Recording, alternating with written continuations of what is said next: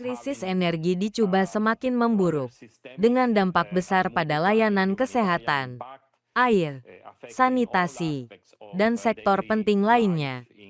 Francisco Pichon, Koordinator PBB di Cuba, mengungkapkan bahwa pemadaman listrik yang berulang telah merusak infrastruktur kritis, menunda lebih dari 96.000 operasi medis. PBB kini menggerakkan rencana bantuan kemanusiaan dengan target dana 94,1 juta dolar Amerika Serikat. Sementara pembicaraan dengan AS dilakukan untuk mempermudah akses bahan bakar guna mengatasi kekurangan energi.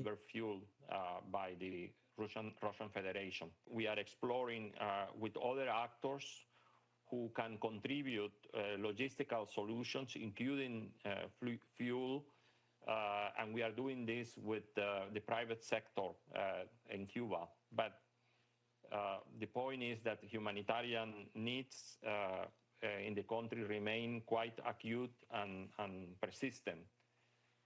And they are not being resolved by the arrival of limited external fuel supplies, including as I mentioned, the recent oil shipment from the Russian Federation.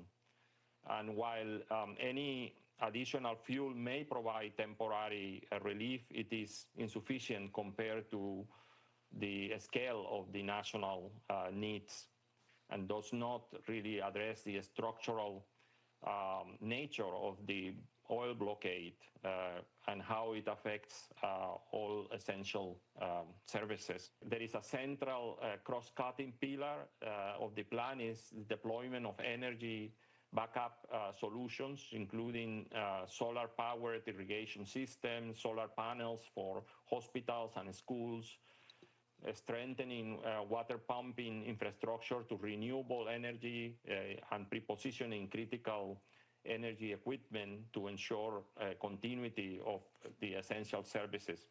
And these are solutions that are essential for life-saving services in a context of prolonged energy instability. We are mobilizing as a target $94.1 million US dollars, of which today we have already mobilized 26.2 million, mostly from the previous Melissa response.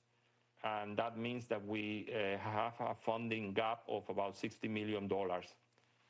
We believe this is a very critical window of opportunity to mobilize the additional resources. In March alone, for example, the national electrical system disconnected 3 times, leaving the country in the dark for a day, 2 days, while the energy was recovered.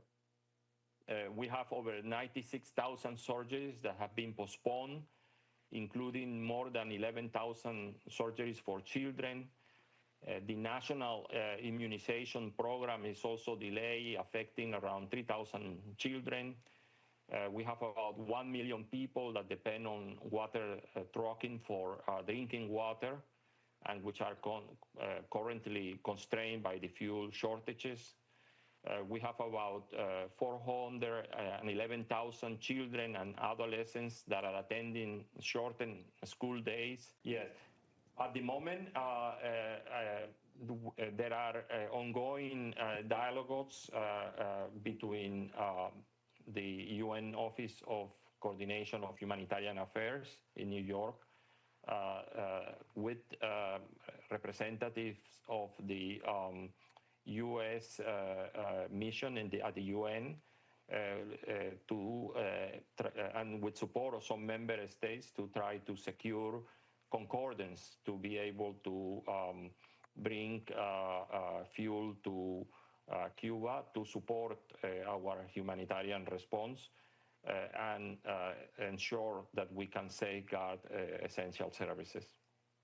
But these are ongoing, these dialogues are ongoing, and we hope that we have a solution soon to ensure the operational viability of our entire plant. There has not been any Venezuelan fuel arriving in the country to the extent of my knowledge.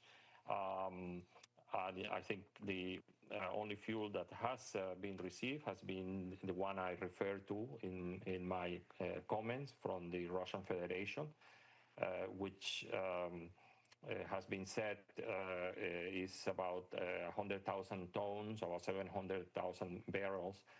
That will be enough for needs of about 12 to 13 days.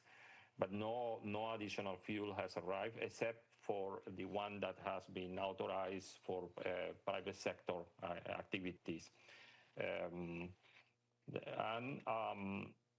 With respect to Mexico, yes, I mean, there has been, Mexico is one of the member states that have been very much engaged in also helping find a solution to ensure that there is access to humanitarian oil for the humanitarian response for our action plan.